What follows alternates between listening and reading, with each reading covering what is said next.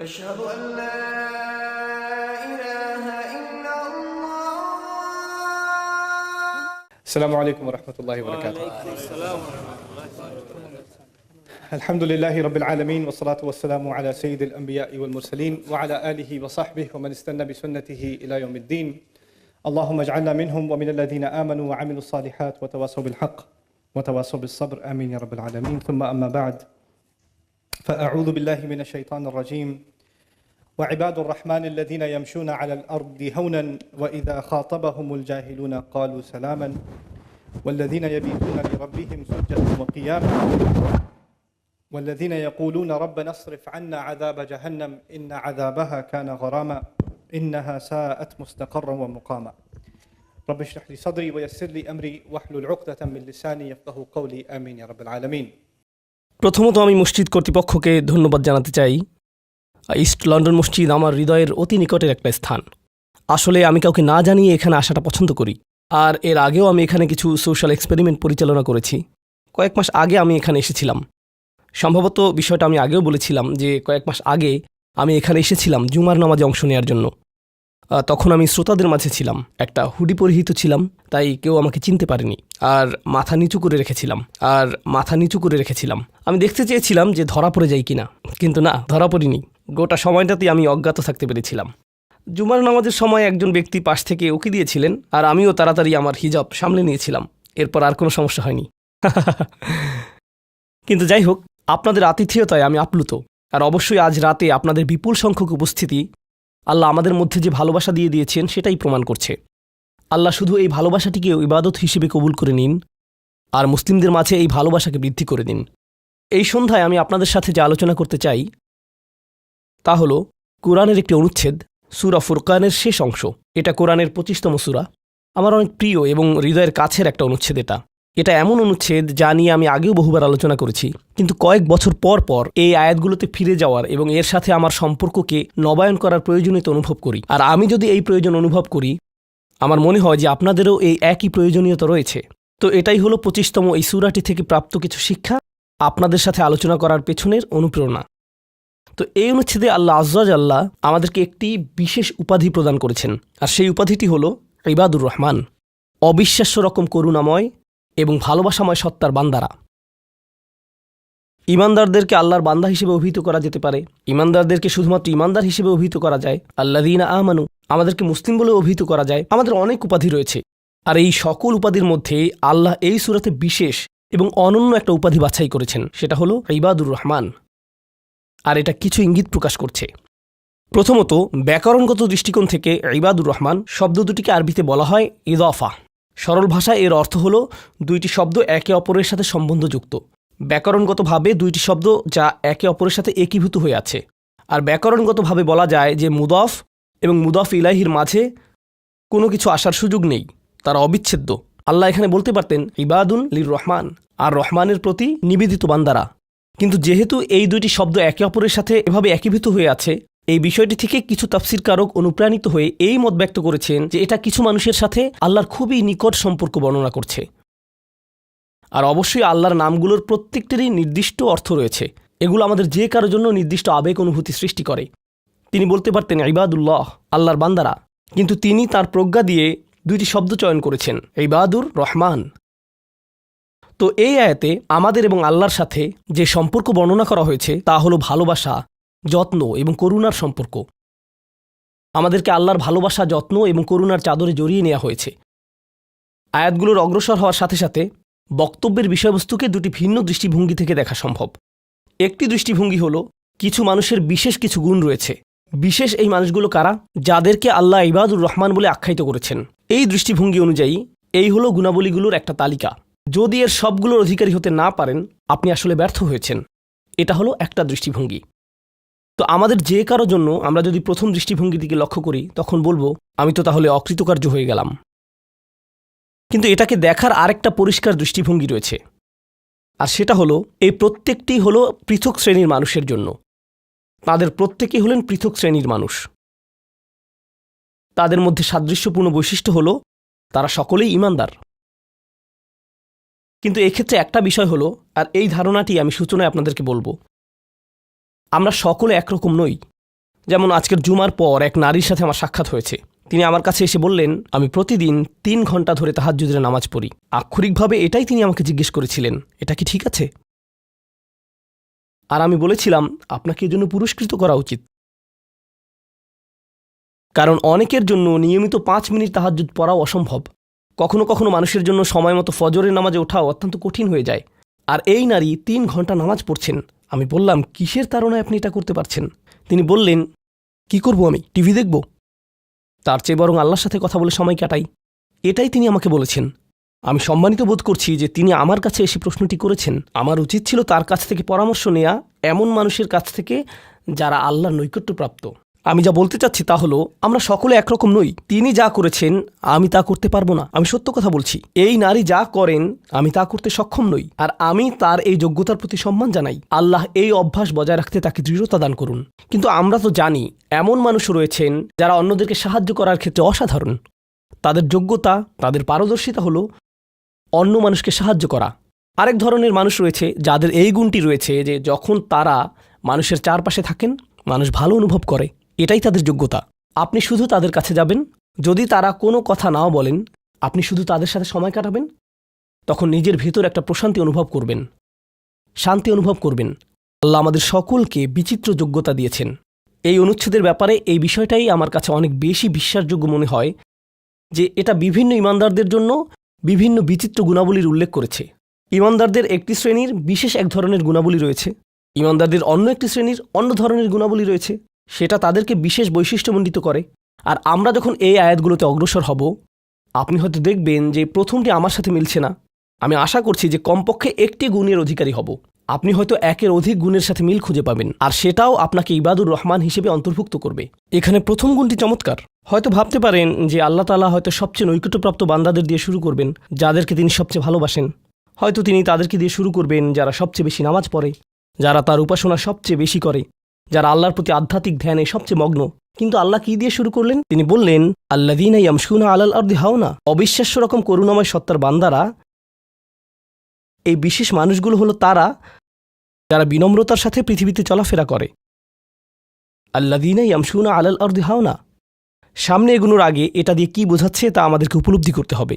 এর অর্থ এটা না যে আপনি যখন রাস্তায় হাঁটবেন অর্ধেক রুকু করা অবস্থায় হাঁটবেন, এরকমভাবে মাথা নিচু করে রাখবেন আর বলবেন যে আমি বিনয় প্রকাশ করছি। এটা বিনয় প্রকাশ করা নয়।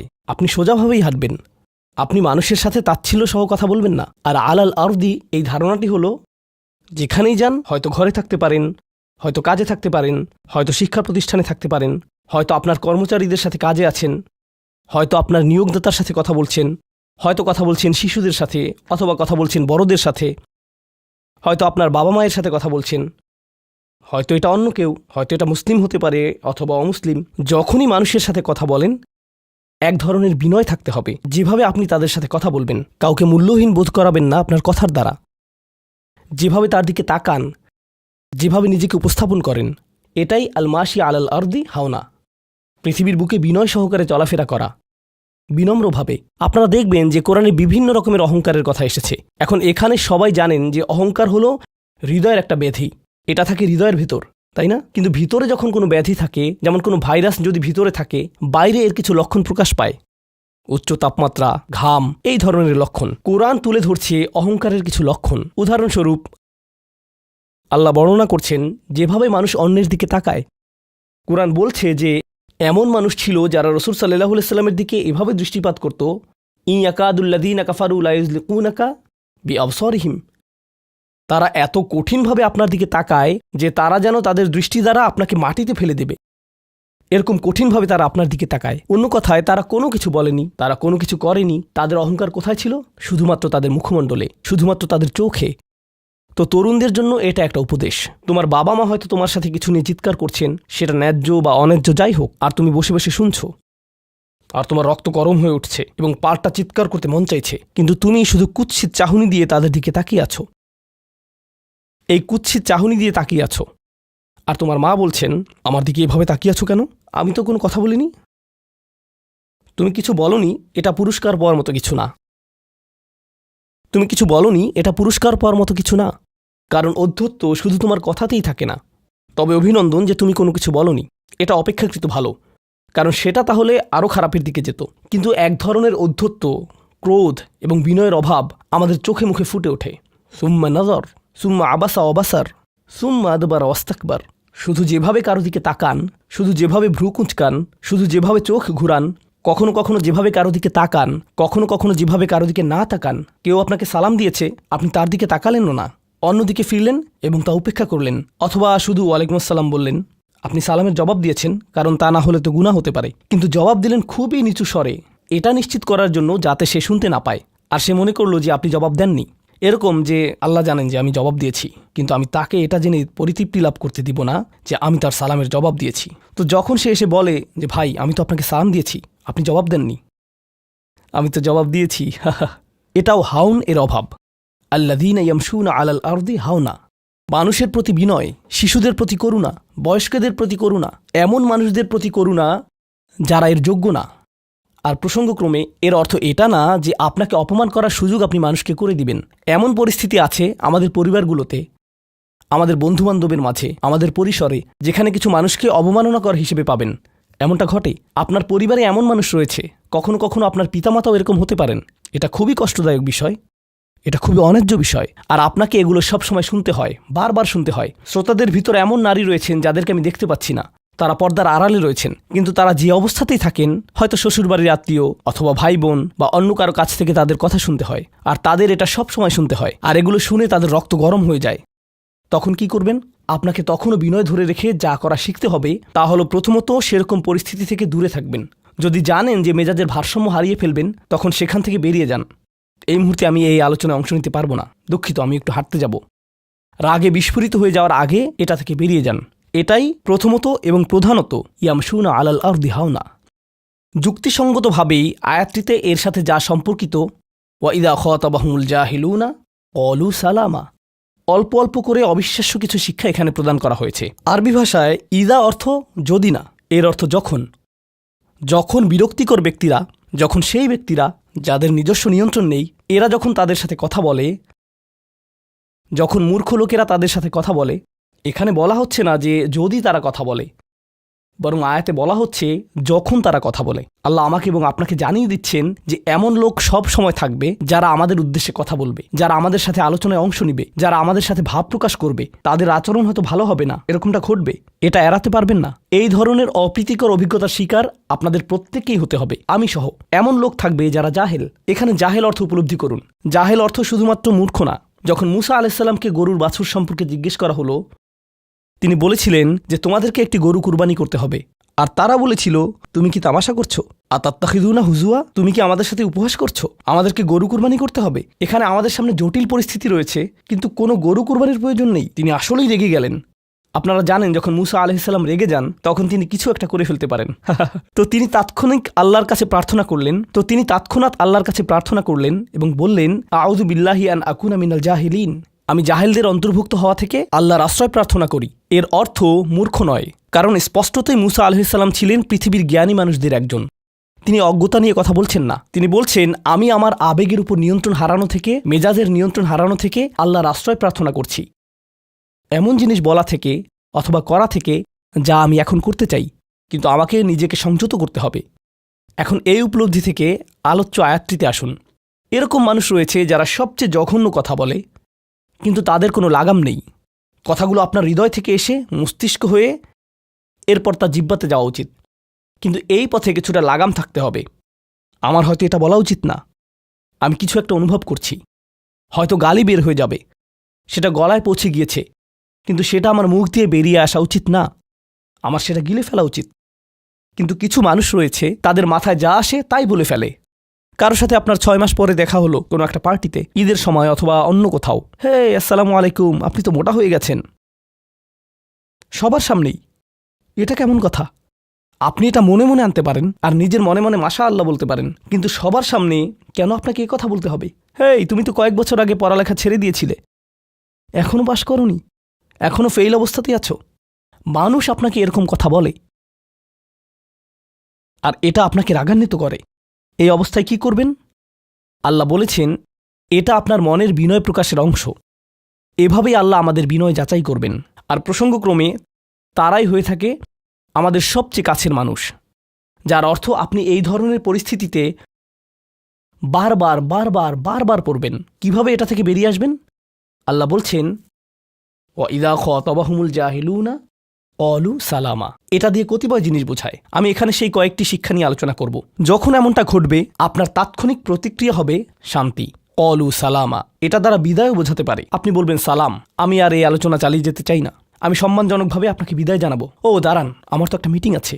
এর বাকি অংশটুকু আপনি মনে মনে বলতে পারেন আল্লাহর সাথে দোয়া করার জন্য, কিন্তু এটা তার কাছে প্রকাশ করার প্রয়োজন নেই। শুধু বলুন যে আমার একটা মিটিং আছে, আর সেখান থেকে চলে আসুন, কারণ আপনি এটা নিতে পারবেন না।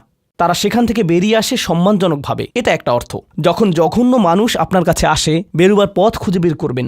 কোরআন এই সূরাতে আরও পরে যা বলেছে যে মাররু কিরামা, সম্মানজনকভাবে তারা এটা অতিক্রম করে চলে যায়। কিছু কিছু মানুষ আছে যারা এমন কথা বলতে চায় যা আপনাকে রাগান্বিত করবে। তারা আসলে এটা করে মজা পায়। তারা কথা বলবে শুধু আপনাকে উত্তেজিত করার জন্য।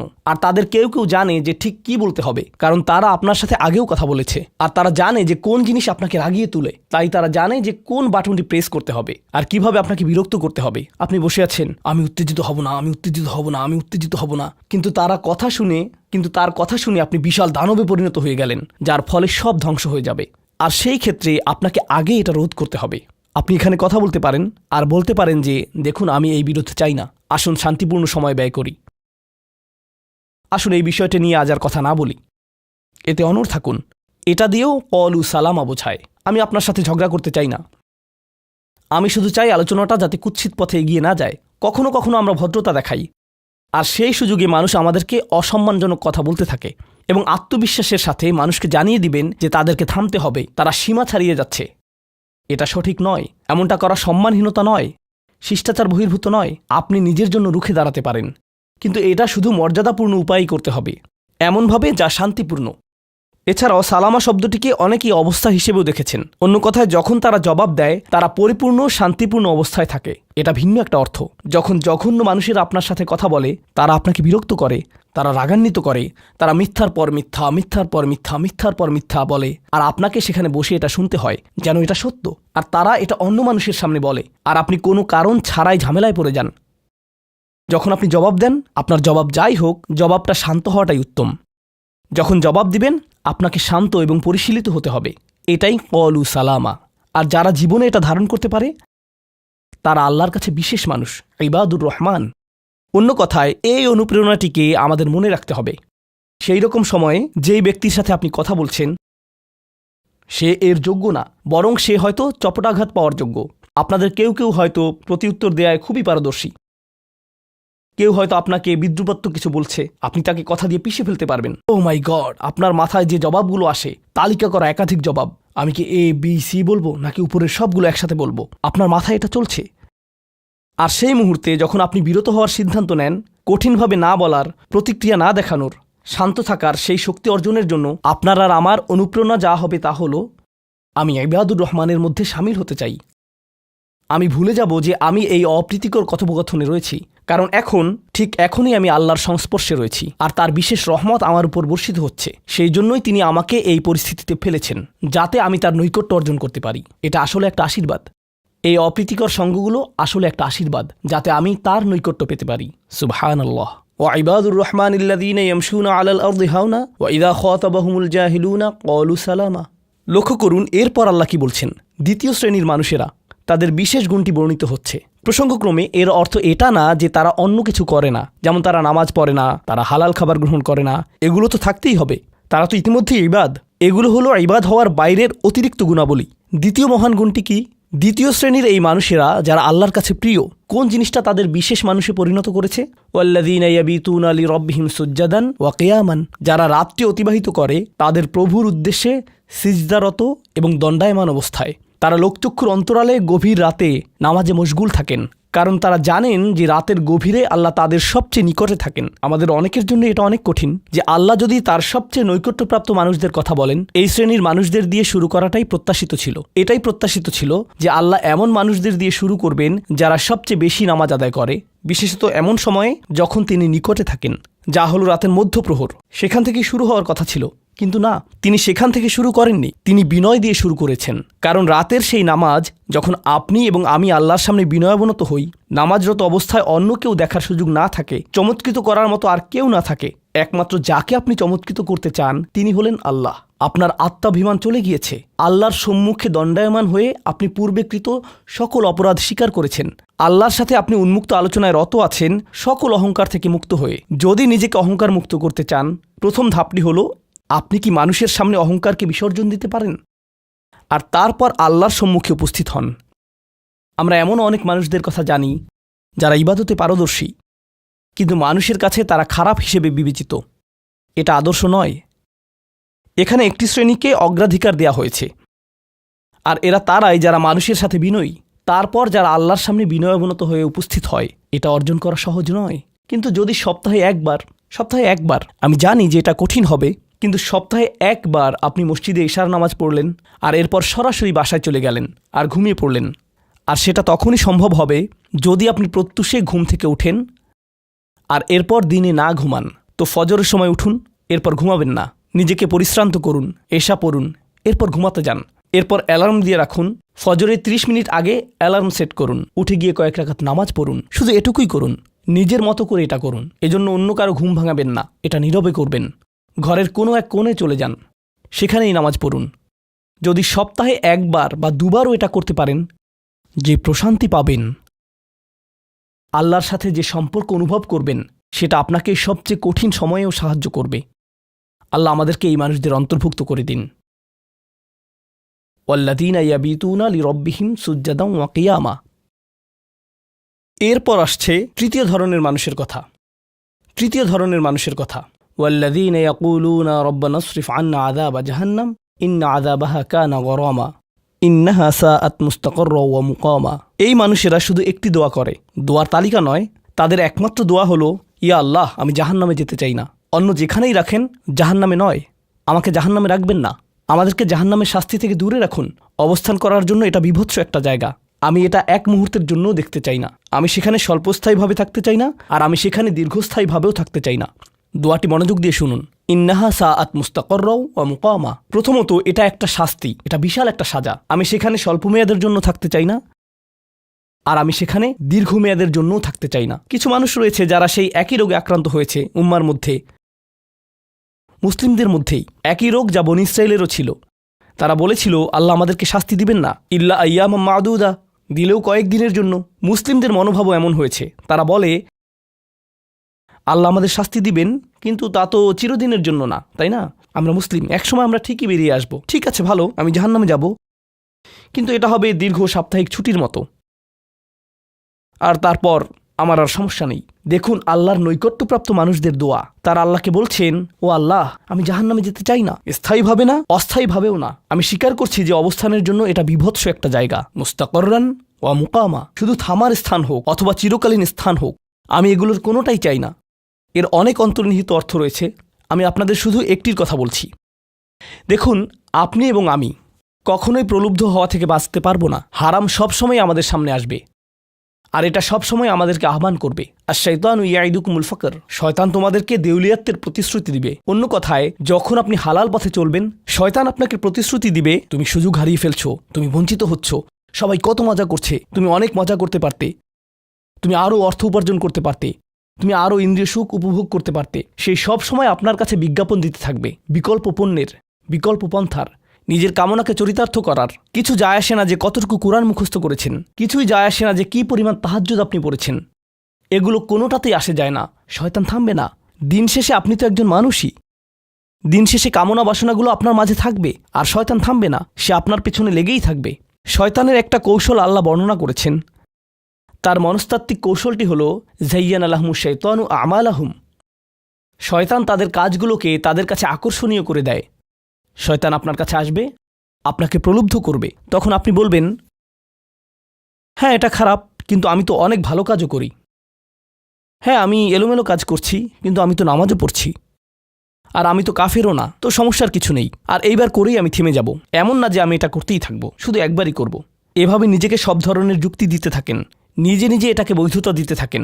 আপনার চিন্তায় এটা এখন আর অতটা খারাপ না। আর তারপর যখন এমন মানুষ চারপাশে থাকেন যাদেরকে বলেন যে এটা তো খারাপ, আর তারপর যখন এমন মানুষের চারপাশে থাকেন যাদেরকে বলেন যে এটা তো খারাপ, তারাও আপনাকে বলে না ভাই কাম অন, এটা অতটা খারাপ না, থামো তো, এরকম কথা বলো না, না আল্লাহ ওইরকম না, আল্লাহ তোমাকে শাস্তি দিবেন না, কেন এরকম হতাশাজনক কথা বলছো, তুমি অতিরিক্ত চিন্তা করো।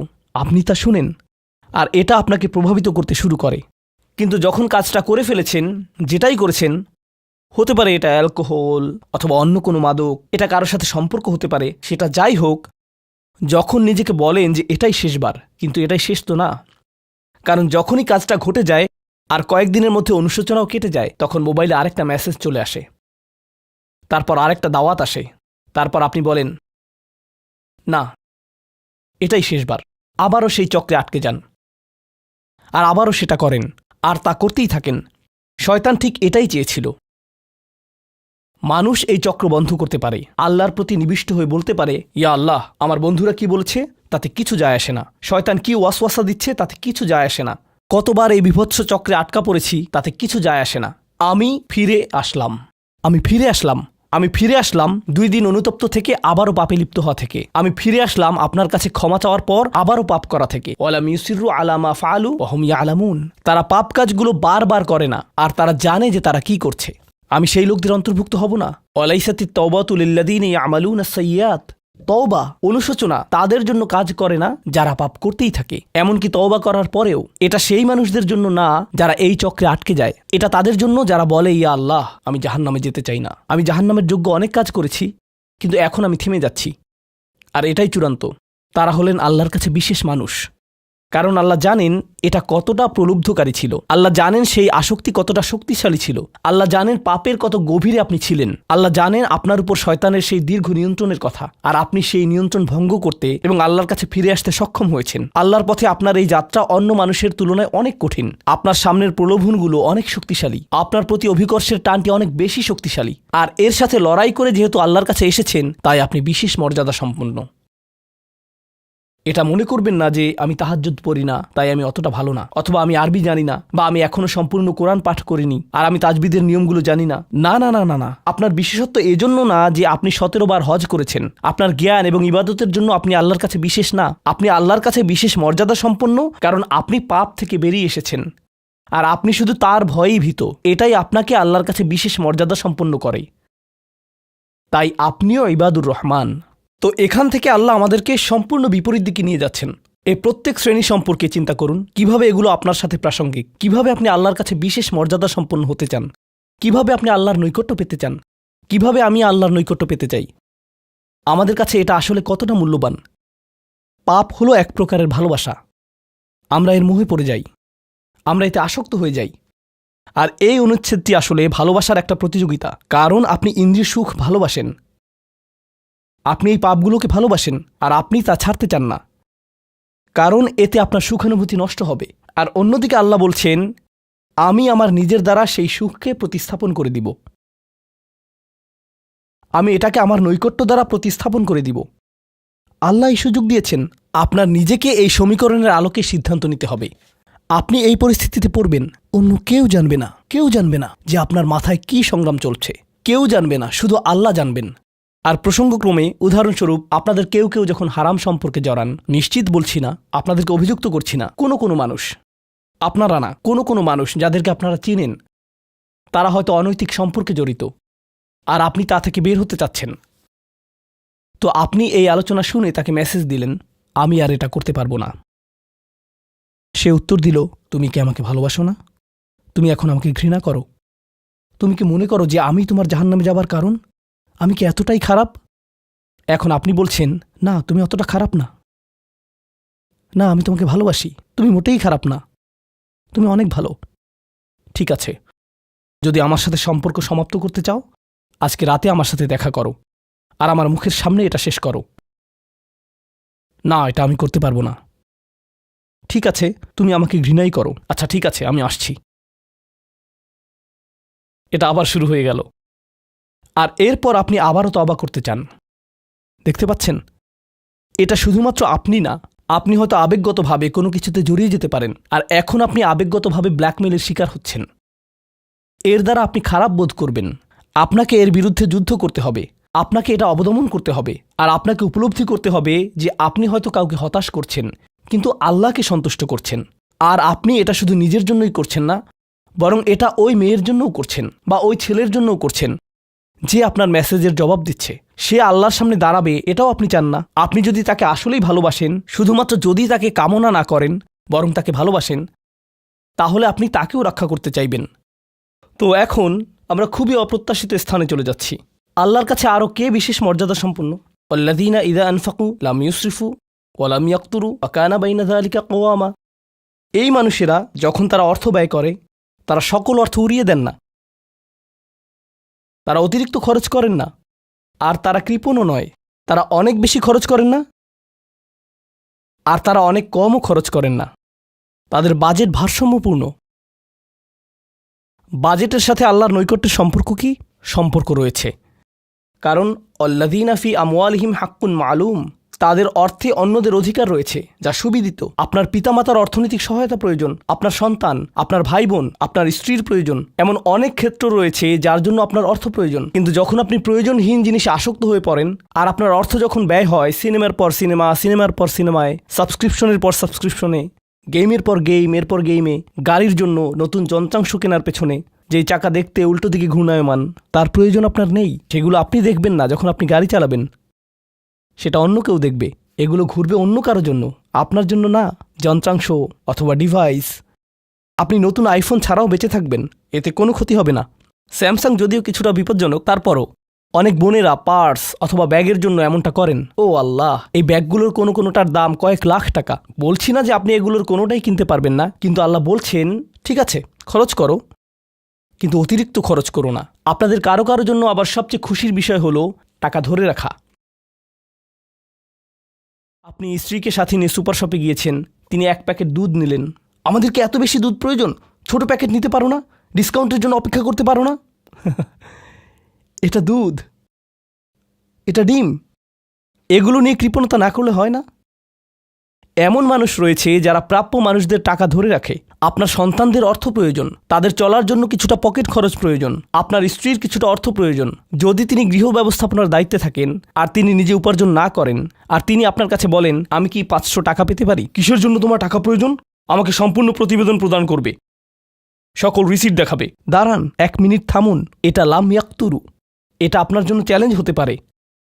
আপনি যদি আল্লাহর নৈকট্য লাভ করতে চান, আপনার পরিবারের খাবারের প্রসঙ্গ আসলে তাদেরকে জঞ্জালের মতো বিবেচনা করবেন না। আপনার জন্য সর্বোত্তম খরচের খাত হলো আপনার পরিবার। নিজের পরিবারের সাথে এরকম খারাপ আচরণ করবেন না, কিন্তু অতিরিক্ত খরচও করবেন না। অন্যরা এমন আছে যারা টাকা উড়ায়। আল্লাহ হয়তো আপনাকে কিছুটা অর্থ দিয়েছেন আর আপনি আপনার 16 বছরের সন্তানকে BMW কিনে দিলেন যাতে সে রাস্তার পাশে লাগিয়ে দিয়ে অ্যাক্সিডেন্ট করতে পারে, আর তারপর তাকে আরেকটা কিনে দিলেন। না না না, আপনি এমনটাও করতে পারবেন না। লাম ইউসরিফু ওয়া লাম ইয়াকতুরু ওয়া কানা বাইনা যালিকা কওয়ামা। তারা একটি ন্যায্য ভারসাম্যপূর্ণ পন্থা অবলম্বন করে এই 2 অবস্থার মাঝে অবস্থানের জন্য। পরবর্তী গুণটি আমার প্রিয়, মনোযোগ দিয়ে শুনুন। এরা সবাই একটি শ্রেণী। ওয়াল্লাযীনা লা ইয়াদউনা মা'আল্লাহি ইলাহান আখার ওয়া লা ইয়াকতুলুনা আন-নাফসা আল্লাতী হারামাল্লাহু ইল্লা বিল হক ওয়া লা ইয়াজনুন ওয়া মান ইয়াফআল যালিকা ইয়ালকা আসামা। তারা আল্লাহর পাশাপাশি অন্য কোনো উপাস্যের কাছে প্রার্থনা করে না, আর আল্লাহর পাশাপাশি অন্য কোনো উপাস্যের কাছে প্রার্থনা না করা অবস্থায় তারা কাউকে হত্যা করে না, এবং তারা ব্যভিচারে লিপ্ত হয় না। 3টি বিষয়। তারা আল্লাহ ছাড়া কারো কাছে প্রার্থনা করে না, এর সাথে রয়েছে তারা হত্যা করে না এবং তারা ব্যভিচার করে না। 3টি বিষয় একসাথে, 3টি বিষয় একসাথে। এটা তো অসাধারণ কোনো অর্জন নয়। কেউ বলতে পারে যে হ্যাঁ আমি তো তালিকায় এসে পড়েছি, আমি কাউকে হত্যা করিনি। কিন্তু জানেন কেন এটা বৈশিষ্ট্যসূচক? কারণ এই বিষয়গুলো খুবই প্রাথমিক স্তরের, তাই না? অন্য অনেক কবিরা গুনাহ রয়েছে, কিন্তু আল্লাহ বলছেন যে তোমরা আল্লাহর কাছে বিশেষ মর্যাদার অধিকারী হতে পারবে যদি তোমরা শুধু এটুকু করো। কেন এটা বিশেষ মর্যাদাপূর্ণ? মক্কার মানুষদের কথা চিন্তা করুন, সেই সমাজের কথা চিন্তা করুন যার মাঝে কোরআন এসেছিল। সেই মানুষগুলো 1000 বছর ধরে শিরকে লিপ্ত ছিল। হত্যা তাদের কাছে সাধারণ বিষয়ে পরিণত হয়েছিল, জিনা কোনো বিষয়ই ছিল না। আর এগুলো বড় বিষয় ছিল না তাদের পূর্বপুরুষ অথবা তাদের পূর্বপুরুষ অথবা তাদের পূর্বপুরুষের কাছে। এগুলো ছিল জীবনেরই অংশ। জীবন ছিল গ্যাংস্টারের মতো। আর যখন তারা এই সকল কিছু ছেড়ে আল্লাহর কাছে আসলো, তাদের পরিবার কি বলেছিল যে ও তুমি তো এখন মুসলিম, কংগ্রাচুলেশনস, তাদেরকে সকল ধরনের বিভৎস অভিজ্ঞতার সম্মুখীন হতে হয়েছিল, তাদের প্রিয় মানুষদের কাছ থেকে, তাদের সমাজ থেকে, তাদের বন্ধুবান্ধবদের কাছ থেকে, কারণ তারা সেই অপরাধগুলো ত্যাগ করেছিলেন, তাই না? কিছু মানুষের জন্য শুধুমাত্র ঈমান গ্রহণ করা, শুধুমাত্র অপরাধী জীবন থেকে বেরিয়ে আসা, শুধুমাত্র জিনা থেকে বেরিয়ে আসা ছিল এতটাই বড়। আপনারা যারা সম্মানিত পরিবারে বেড়ে উঠেছেন, পরিশুদ্ধ পরিবেশের মাঝে ছিলেন, আপনার জন্য সেই ধরনের বিপত্তিতে না পড়াটা সহজ, অথবা সহজতর। এখনকার সময়ে যে কোনো কিছুই সহজ, কিন্তু আপনাদের যারা অমুসলিম অবস্থা থেকে এসেছেন, আপনি চারপাশে অপরাধ সংঘটিত হতে দেখেছেন, আপনি চারপাশে মাদকের আসর দেখেছেন, আপনি চারপাশে নারী লিপ্সা দেখেছেন, প্রত্যেক সাপ্তাহিক ছুটির দিনই ক্লাবে যেতেন, আর তারপর আপনি আল্লাহর পথে আসলেন, আপনি ঈমান গ্রহণ করলেন। সেই জীবন থেকে আপনার এই যাত্রাটি ছিল বিশাল এক যাত্রা, আর আল্লাহ এটা স্বীকার করেছেন এবং বলেছেন যে এটা বেশ বড় ব্যাপার যে কিছু মানুষ এমনটা করেছে। শুধু এই বিবেচনায় তারা বিশেষ মর্যাদাময়, তারা অন্য কিছু জানে না, তাদের ব্যাপক কোনো জ্ঞান নেই, কিন্তু মূল বিষয় হলো তারা আল্লাহর সন্তুষ্টির জন্য হিজরত করেছেন, তারা সেই বড় পাপগুলো থেকে আল্লাহর অভিমুখে যাত্রা করেছেন। এটা অবিশ্বাস্য, কিন্তু এই আয়াতগুলোতে আল্লাহর করুণা এখনও সমাপ্ত হয়নি। প্রথমত সেই তিনটি বিষয় যা আমি উল্লেখ করেছি, শিরক বা আল্লাহ সম্পর্কে অশ্রদ্ধা প্রদর্শন করা, হত্যা এবং ব্যভিচার, এগুলো অনেক বড় পাপ। তো আল্লাহ কি বলছেন? ইউদাআফ লাহুল আযাবু ইয়াউমাল কিয়ামা ওয়া ইয়াখলুদ ফীহি মুহানা। এমন মানুষের জন্য শাস্তি দ্বিগুণ করা হবে, আর তারা সেখানে থাকবে অপমানিত অবস্থায়। এই পাপগুলো আল্লাহর কাছে ছোট বিষয় না, বিশেষত তিনটা পাপ একসাথে। কিন্তু প্রসঙ্গক্রমে সবচেয়ে খারাপ অপরাধ শিরক। সবচেয়ে খারাপ অপরাধের মধ্যে দ্বিতীয়টি হলো যখন আপনি একজন ব্যক্তিকে হত্যা করেন। এটা কাকে হত্যা করার সমতুল্য? গোটা মানবজাতিকে। এটা হলো দ্বিতীয় বৃহত্তম অপরাধ। আর তারপর তৃতীয় বৃহত্তম অপরাধ কোনটি? জিনা। এই তিনটি একসাথে এসেছে একটি আয়াতে। সেজন্য আল্লাহ বলছেন যে এই ব্যক্তিটি বিশেষ ধরনের শাস্তি পাবে, আর সে এই শাস্তিতে রয়ে যাবে অপমানিত অবস্থায়। কিন্তু এমনকি খারাপের ভিতর সবচেয়ে খারাপ, এরপর সবচেয়ে খারাপ ব্যক্তিটি, এই ব্যক্তিটি এজন্য সবচেয়ে খারাপ না যে সে একটি জিনিস করছে, বরং সে সবচেয়ে খারাপ কারণ সে তিনটি জিনিসই করেছে। এটা জাহান্নামের হ্যাট্রিক অর্জনের মতো। আর সম্পর্কে আল্লাহ কি বলছেন? তিনি বলছেন ইল্লা মান তাবা ওয়া আমানা ওয়া আমিলা আমালান সলিহা। অর্থাৎ যে অনুতপ্ত হয়েছে, ঈমানের পথে ফিরে এসেছে এবং তখন থেকে ভালো কাজ শুরু করেছে, তার জন্য নিয়মের ব্যতিক্রম হবে। এটা উপলব্ধি করাটা গুরুত্বপূর্ণ। আল্লাহ বর্ণনা করছেন নিকৃষ্টের মধ্যে নিকৃষ্ট, আর চেয়েও নিকৃষ্ট। আর তারপর বলেছেন এমনকি সেই ব্যক্তির ক্ষেত্রেও যদি সে আমার কাছে ফিরে আসে, আমি তাকে শাস্তিতে নিক্ষেপ করব না। কিন্তু এতটুকুই যথেষ্ট না।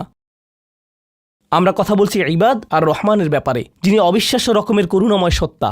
তো তিনি তাদেরকে শুধুমাত্র জাহান্নাম থেকে রক্ষা করেই ক্ষান্ত হবেন না, তিনি আরও কি করবেন? ফাউলাইকা ইউবাদদিলুল্লাহু সাইয়্যাতিহিম হাসানাত।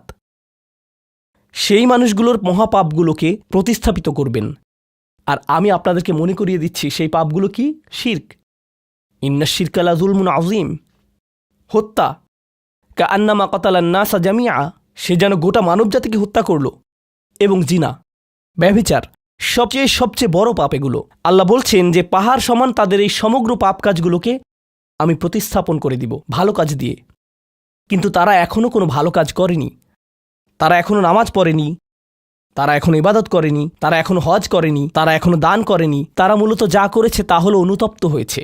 আর এখন থেকে তারা ভালো কাজ করবে। আল্লাহর জন্য এতটুকুই যথেষ্ট। তাদের পাহাড়সম পাপগুলো নিবেন, যা তাদেরকে চিরকাল জাহান্নামে নিক্ষেপ করতে অপমানিত অবস্থায়, আর তিনি এই পাহাড়সম পাপগুলোকে নিয়ে পাহাড়সম ভালো কাজে পরিবর্তিত করে দিবেন।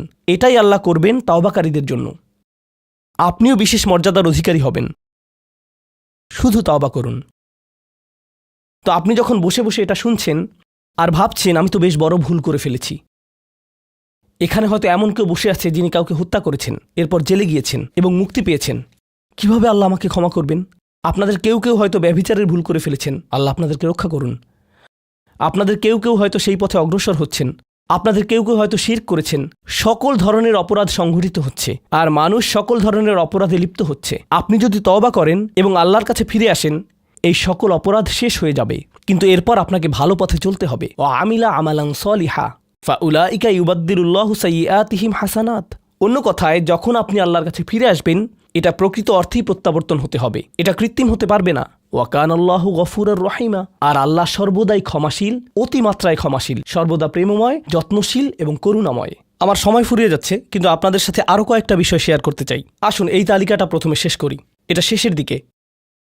কেউ বলতে পারে যে আমি শিরক করিনি, আমি হত্যা করিনি, আমি জিনাও করিনি, আমি শুধু ছোট বিষয়গুলো করেছি, যেমন আমি ফজরের নামাজ পড়িনি, একদিন ফ্রিজ থেকে আমার ভাইয়ের চকলেট মিল্ক চুরি করে খেয়েছি, বেশ কয়েকবার বাবার সাথে চড়া মেজাজে কথা বলেছি, আরেকদিন একটা পার্টিতে কিছুটা গীবত করে ফেলেছি, কিন্তু আমি হত্যা করিনি। এই তওবা তো আসলেই খারাপ অপরাধীদের জন্য। তাহলে আমার কি হবে? সাধারণ পাপীদের কি হবে? বাকি আমরা যারা রয়েছি, কারণ তারা হলো উঁচু স্তরের পাপী, তাই না? তো পরবর্তী আয়াত বলছে, তোমরা বাকি যারা রয়েছ, ওয়ামান তাবা, যেই তাওবা করেছে, যে কোনো ধরনের তাওবা, আমিলা সালিহান, সৎ কাজ করেছে, ফাইন্নাহু ইয়াতুবু ইলাল্লাহি মাতাবা, তো যখন সে আল্লাহর কাছে ফিরে আসে আন্তরিকভাবে অনুতপ্ত হয়ে, আল্লাহ সেটাও স্বীকার করেন। না না না, কারণ আমার পাহাড় সম পাপ প্রয়োজন, এটাকে পাহাড় সম পুণ্যে রূপান্তরিত করার জন্য, এটাকে পাহাড় সম পুণ্যে রূপান্তরিত করার জন্য এমন প্রয়োজন নেই। যেই পাপেই লিপ্ত থাকেন না কেন, শুধু তওবা করুন।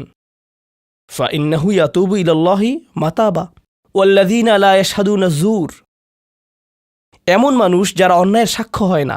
এর অর্থ হলো তারা সহ্য করে না যখন কোনো অন্যায় সংঘটিত হয়। এই মানুষগুলো আল্লাহর কাছে মর্যাদা সম্পন্ন, কারণ তাদের পরিসরে কেউ যখন মানসিকভাবে নির্যাতনের শিকার হয়, কেউ যখন অর্থনৈতিকভাবে নির্যাতনের শিকার হয়, তাদের পরিবারে ধরুন 2 ভাই মিলে কোনো ব্যবসা করে, আর তাদের একজন সকল অর্থ আত্মসাৎ করে অন্যজনকে বঞ্চিত করে, যার ফলে আদালতে গিয়ে এখন একে অপরের বিরুদ্ধে অবতীর্ণ।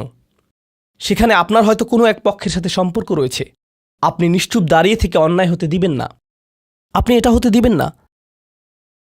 যদি এটা আপনার নিজের বাবার বিরুদ্ধেও যায়, যদি এটা আপনার স্বামী স্ত্রী বা সন্তানদের বিরুদ্ধেও যায়, আপনি অলসভাবে দাঁড়িয়ে থেকে অন্যায়কে সহ্য করবেন না, আপনি প্রতিবাদ করবেন।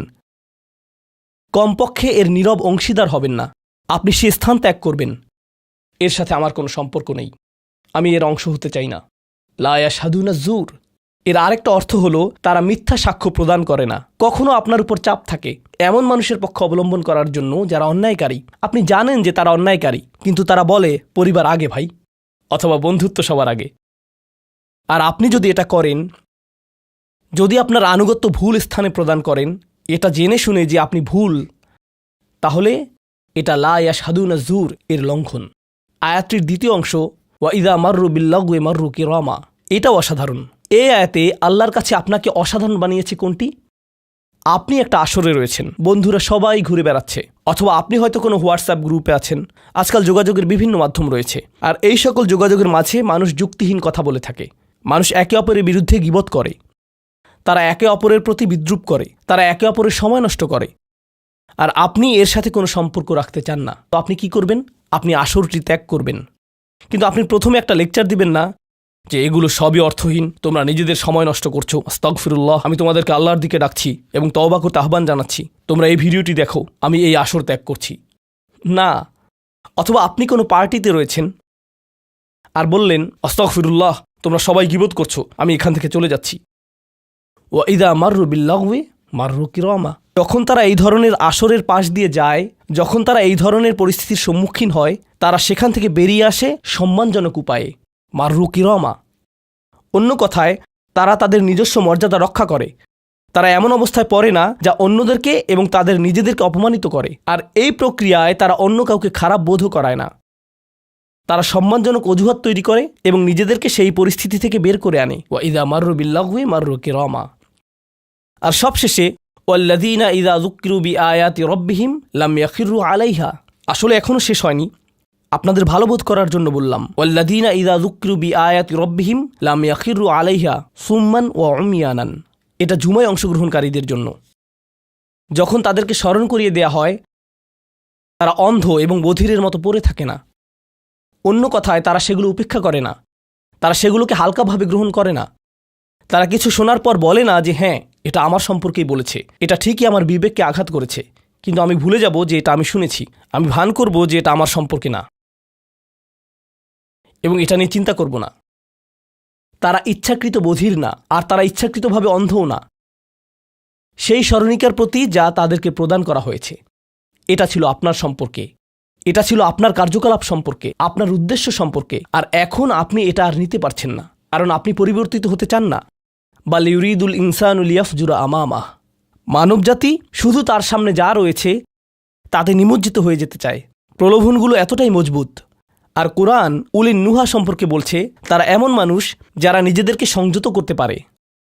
আপনাকে স্মরণ করিয়ে দেয়া হচ্ছে নিজেকে সংযত করার জন্য, আর আপনি বলছেন আমি সংযত হতে চাই না, আমি এই অবস্থাতেই ভালো আছি। আমি ইতিমধ্যেই কাজটি করার দিন, তারিখ এবং স্থান নির্ধারণ করে ফেলেছি এবং টিকিটও করে ফেলেছি।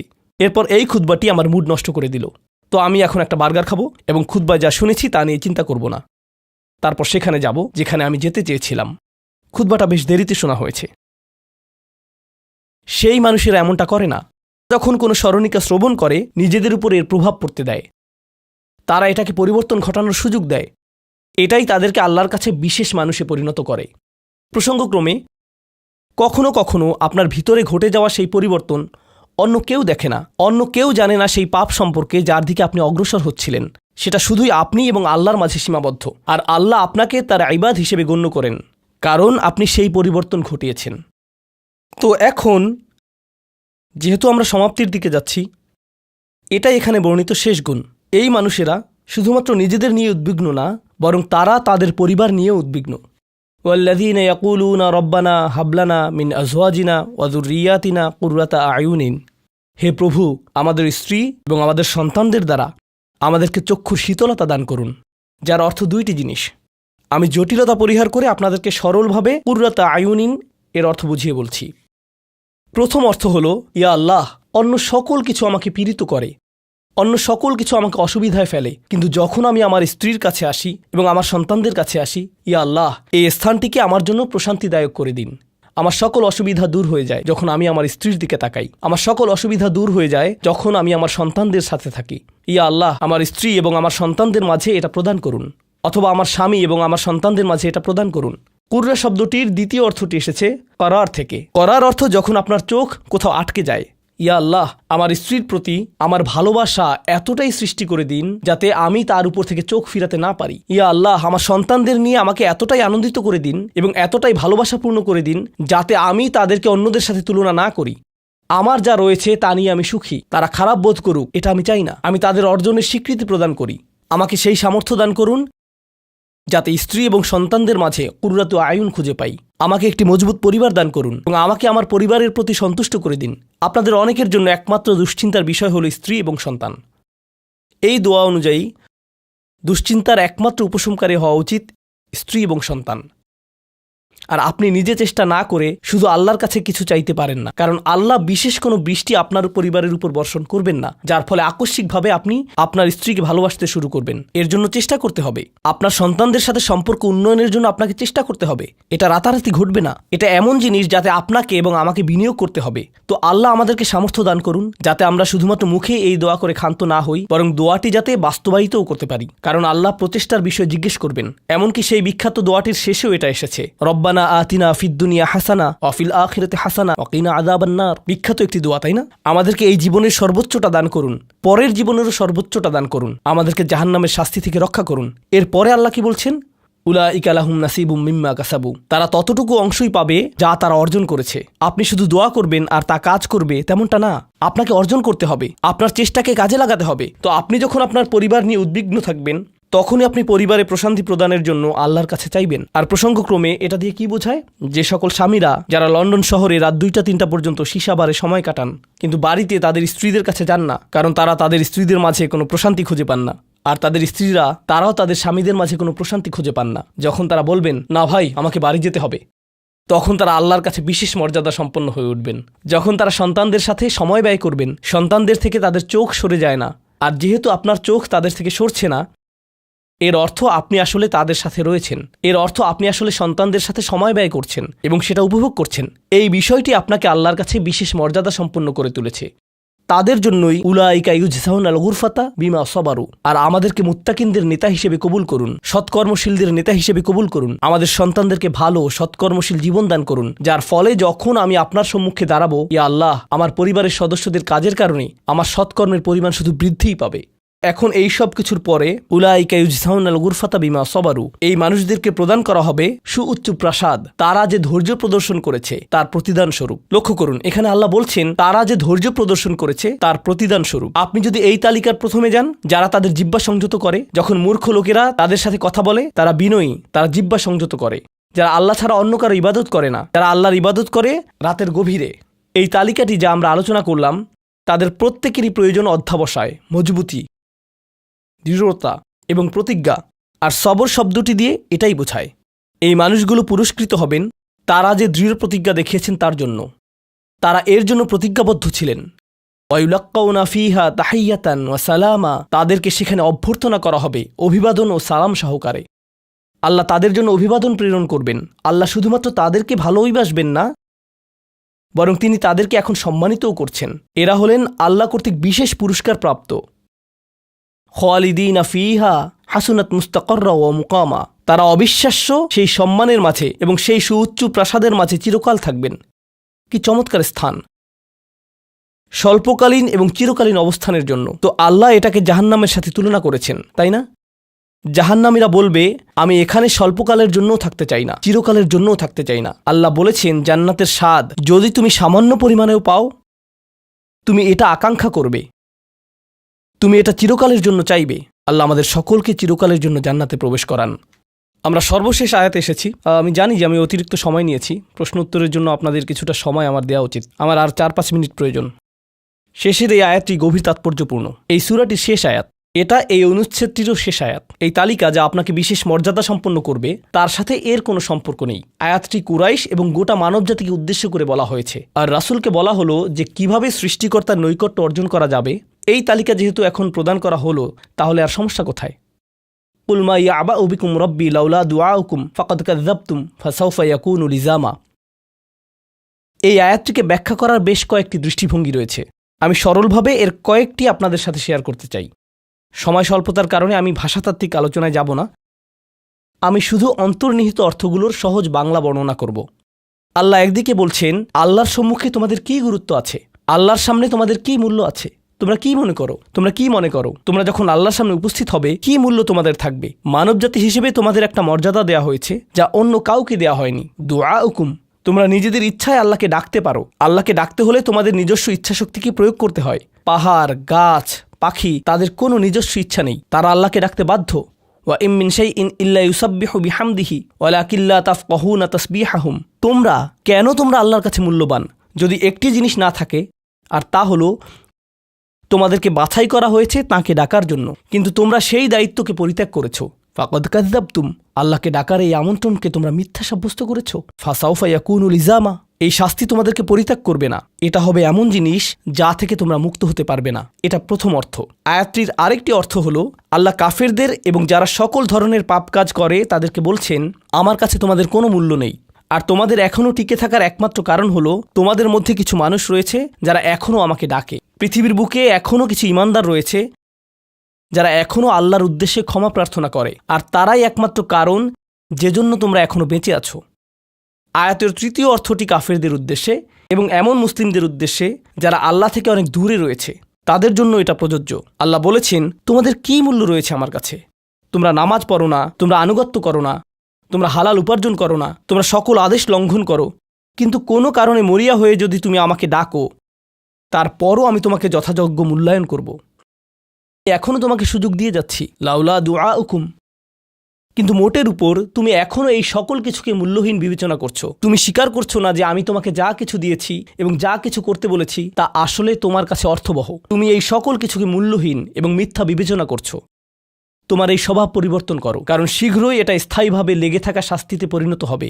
আল্লাহ এটা বলেননি যে তোমাকে শাস্তি দেয়া হবে, বরং তিনি বলেছেন শীঘ্রই তোমাকে শাস্তি দেয়া হবে, শীঘ্রই তুমি এটা থেকে আর মুক্ত হতে পারবে না।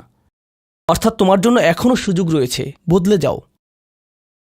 আয়াতটির আরেকটা অর্থ হলো হে কুরাইশরা, যদি আল্লাহ তোমাদেরকে কোরআনের মাধ্যমে আহ্বান না করতেন তাহলে অন্য কোন জিনিস তোমাদেরকে মূল্যবান সাব্যস্ত করত?